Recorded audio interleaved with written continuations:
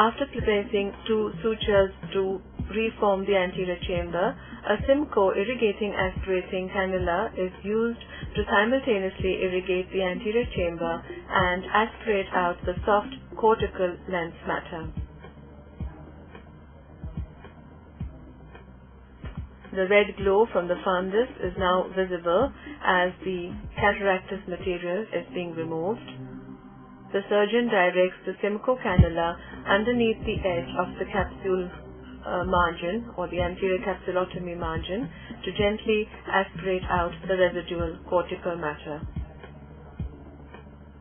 Note the 3 stay sutures which have been put to enable the anterior chamber to be well maintained during the surgery and prevent anterior chamber collapse. During these steps, the surgeon has to be careful to protect the delicate tissues of the intraocular surface of the eye, namely the endothelium, the iris, and the posterior capsule. After removal of all the residual cortical matter, viscoelastic is injected to fill up the anterior chamber and the capsular bag, and the intraocular lens is inserted.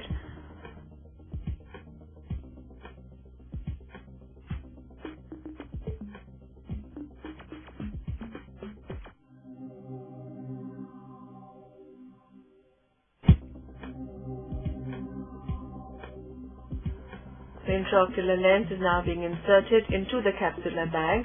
The leading haptic is inserted into the bag, and then the trailing haptic is dialed into position using a second instrument.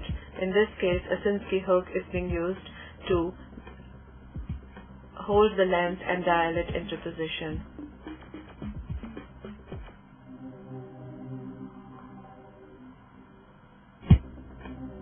After lens insertion, the residual viscoelastic is washed out with the Simcoe cannula, and then the wound is sutured.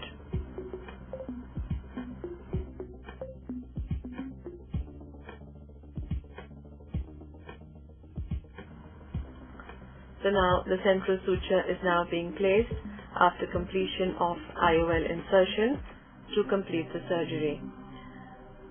A 10O monofilament nylon suture is being used. It is held in a Castroviejo needle holder, and the lens forceps is being used to hold the tissues. The suture is passed through the cornea and the sclera and then tied.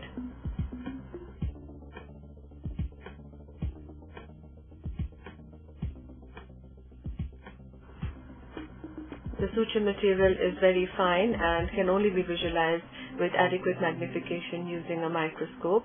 The remaining viscoelastic is washed out. The eye is cleaned.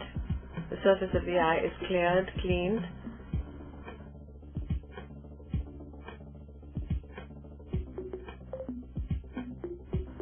There are a few air bubbles in the anterior chamber which will get absorbed.